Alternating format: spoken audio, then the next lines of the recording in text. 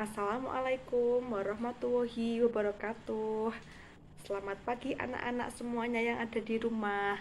Bagaimana kabarnya hari ini? Apakah sehat semua? Baik, sebelum kita memulai pelajaran hari ini, alangkah baiknya kita berdoa terlebih dahulu. Berdoa dipersilahkan.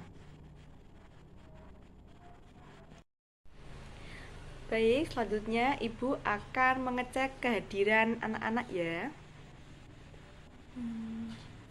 Hadir semua, terima kasih. Setelah liburan panjang, kita bertemu lagi di semester genap ini, dan pada awal pertemuan ini kita akan mempelajari materi tentang konflik, kekerasan, dan perdamaian. Apa yang dimaksud dengan konflik sosial, kekerasan, dan perdamaian? Konflik sosial merupakan proses sosial antara dua orang atau lebih yang berusaha menghancurkan pihak lain dengan jalan menghancurkan atau membuatnya tidak berdaya. Lalu apa yang dimaksud dengan kekerasan, Bu? Kekerasan merupakan pertentangan yang disertai dengan tindakan agresif atau penyerangan yang bisa dilakukan secara perorangan ataupun kelompok. Sementara perdamaian adalah suatu situasi tanpa kekerasan yang berdampak pada rasa aman secara fisik dan tentram secara batin dan jiwa yang dinikmati oleh semua manusia. Setelah mengetahui pengertian awal dari konflik, kekerasan, dan perdamaian, Ibu akan menayangkan beberapa gambar, dan di sini anak-anak diminta untuk dapat mengkategorikan gambar tersebut termasuk tergolong konflik sosial, kekerasan, ataukah perdamaian. Ini gambar pertama, coba anak-anak amati dan coba kategorikan ini termasuk ke dalam gambar konflik, kekerasan, ataukah perdamaian. Ini dia gambar kedua kita, coba amati ini termasuk dikategorikan gambar kekerasan, konflik, ataukah perdamaian. Dan berikutnya ini gambar ketiga kita, coba anak-anak amati lagi ya, ini termasuk gambar konflik, kekerasan, ataukah perdamaian. Dan ini dia gambar keempat kita, coba anak-anak amati lagi ya, ini termasuk gambar konflik, kekerasan, ataukah perdamaian. Tara, ini dia gambar terakhir kita, gambar coba anak-anak amati lagi ya, ini termasuk gambar konflik, kekerasan, ataukah perdamaian. Terima kasih, jawaban dari anak-anak sangat bagus sekali. Mari kita tampung terlebih dahulu. Ibu akan memberikan sedikit penjelasan dan mari kita membedah gambar-gambar tersebut. Selanjutnya, Ibu akan menerangkan tentang bentuk-bentuk konflik sosial. Yang pertama ada konflik individual. Konflik individual merupakan konflik dalam masyarakat antara seseorang individu dengan individu lain. Contohnya saja, konflik antar pelajar yang memperebutkan tempat duduk. Yang kedua, ada konflik kolektif. Konflik kolektif adalah konflik yang melibatkan kelompok individu dengan kelompok individu lain. Contohnya saja konflik antar Israel dan Palestina yang sedang memperebutkan wilayah. Selanjutnya ada konflik vertikal dan konflik horizontal. Konflik vertikal adalah konflik yang melibatkan dua pihak atau lebih yang memiliki kedudukan tidak sejajar. Biasanya terjadi antara atasan dan bawahan. Contohnya saja konflik buruh dengan pimpinan perusahaannya. Dan ini bisa tercerminkan dari gambar nomor 1 tadi. Jadi gambar 1 dapat dikategorikan sebagai konflik dan merupakan konflik vertikal.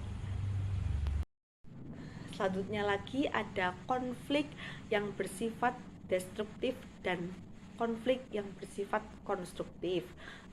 Konflik yang bersifat destruktif adalah konflik sosial di antara dua pihak atau lebih yang berakhir dengan kerusakan-kerusakan dan kondisi-kondisi sosial yang justru semakin buruk. Sementara konflik yang bersifat konstruktif ini terjadi konflik sosial yang bersumber dari koreksi atau kontrol sosial satu pihak terhadap pihak yang lain. Maksud dari kontrol sosial ini untuk meluruskan bentuk-bentuk penyimpangan yang terjadi. Ada konflik ideologi, konflik politik, dan konflik ekonomi. Konflik ideologi ini adalah konflik secara vertikal dan horizontal yang melibatkan dua pihak atau lebih dengan inti permasalahan adanya perbedaan ideologi. Sementara konflik politik ini adanya aktivitas individu atau kelompok yang berusaha memperoleh kekuasaan, menjalankan kekuasaan, dan mempertahankan kekuasaannya. Konflik ekonomi adalah konflik yang terjadi di antara dua pihak atau lebih di bidang ekonomi yang mencakup materi atau finansial. Lalu ada konflik pertahanan dan keamanan, konflik antar kelas dan antar kelompok. Apa saja sih faktor-faktor penyebab terjadinya konflik? Yang pertama itu ada perbedaan antar individu, misalnya perbedaan pendapat atau perasaan. Yang kedua, perbedaan kepentingan politik, ekonomi, sosial, dan sebagainya. Yang ketiga, ada perbedaan kebudayaan. Kepribadian seseorang diwarnai kebudayaan kelompoknya, seperti pola pikir yang dapat menyebabkan terjadinya konflik. Dan yang keempat adalah perubahan sosial yang berlangsung secara cepat akan mengubah nilai-nilai dalam masyarakat. Dan perubahan ini ada masyarakat yang siap menerima dan belum siap menerima perubahan tersebut. Lalu macam-macam dari kekerasan itu apa saja? Yang pertama, berdasarkan bentuknya ada kekerasan fisik. Kekerasan fisik adalah kekerasan yang bentuknya nyata, yang dapat dilihat dan dirasakan oleh tubuh. Wujudnya ini berupa penghilangan kesehatan atau kemampuan normal tubuh sampai pada penghilangan nyawa seseorang. Lalu kekerasan psikologis adalah kekerasan yang memiliki sasaran pada rohani atau jiwa seseorang. Kemudian ada kekerasan verbal, itu kekerasan yang dilakukan melalui perkataan. Contohnya saja ya, menghina, mengejek, komentar bernada rasis, membentak, menuduh. Kekerasan verbal dapat dicerminkan dari gambar nomor 4 yang telah kita perlihatkan tadi. Kekerasan verbal pada orang tua yang diberikan kepada anak ini dapat membuat anaknya kehilangan kepercayaan diri, bahkan mengalami depresi sampai melakukan bunuh diri. Jadi sangat diharapkan untuk tidak melakukan kekerasan verbal ini meskipun bentuknya sesederhana apapun. Selanjutnya, kekerasan struktural. Kekerasan struktural merupakan kekerasan yang dilakukan oleh individu atau kelompok dengan menggunakan sistem hukum, ekonomi, atau tata kebiasaan yang ada di masyarakat. Jadi kekerasan ini biasanya sulit untuk dikenali. Ini menimbulkan ketimpangan sumber daya, pendidikan, pendapatan, kepandaian, keadilan, serta wewenang seseorang dalam mengambil keputusan.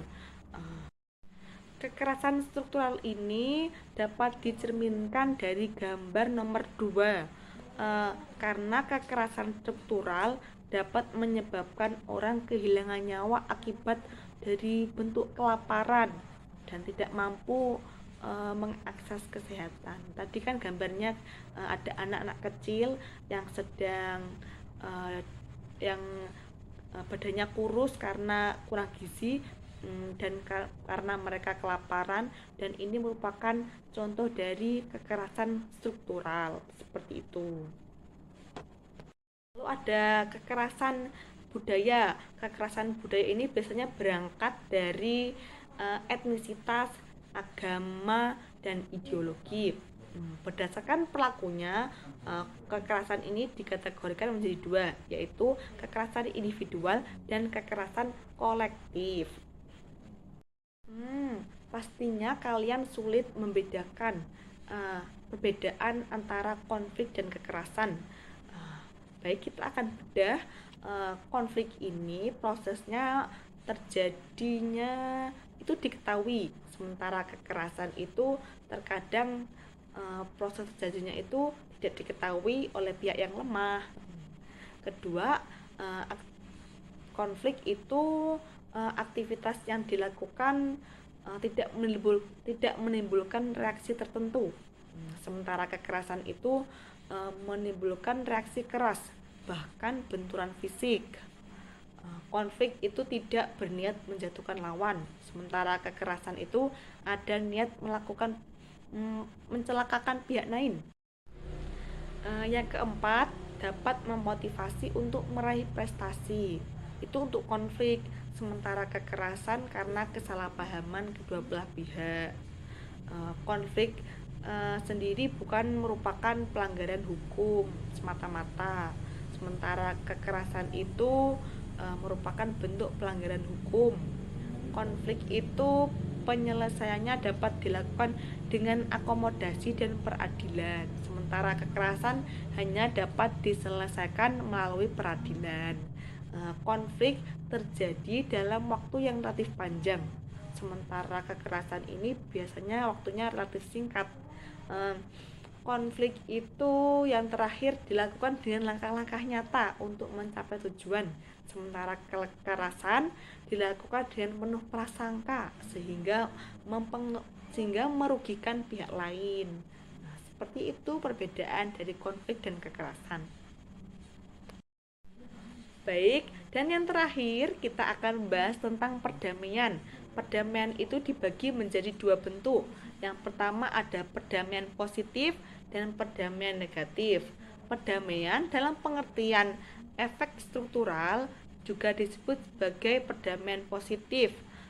Perdamaian positif berarti terpenuhinya rasa aman dan keadilan sosial ekonomi dari sistem yang berlaku, dan ini tercerminkan dari gambar nomor 2. Di sini memperlihatkan seseorang ibu yang menerima bantuan sosial, dan ini dapat memberikan rasa aman kepada ibu tersebut, dan ini dikategorikan sebagai perdamaian positif.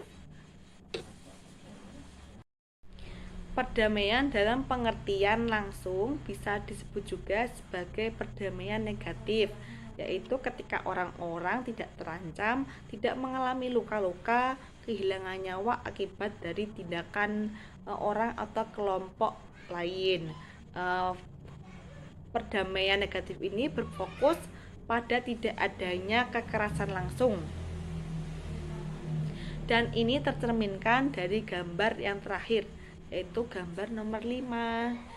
Di sini memperlihatkan bagaimana pemerintah membentuk Komisi Nasional Anti Kekerasan terhadap Perempuan, sehingga ini berusaha untuk meniadakan kekerasan terhadap perempuan di seluruh Indonesia. Seperti itu. Baik, jika ada pertanyaan kalian bisa menuliskan di kolom komentar ya anak-anak. Berikutnya adalah penugasan untuk minggu depan. Setelah anak-anak mempelajari tentang konflik, kekerasan, dan perdamaian, ibu mau minta tolong anak-anak membuat poster kampanye anti kekerasan di sekolah. Nanti posternya dikumpulkan di minggu berikutnya. Demikian pelajaran pada hari ini, kurang lebihnya mohon maaf. Sampai berjumpa lagi di pertemuan berikutnya. Wassalamualaikum warahmatullahi wabarakatuh.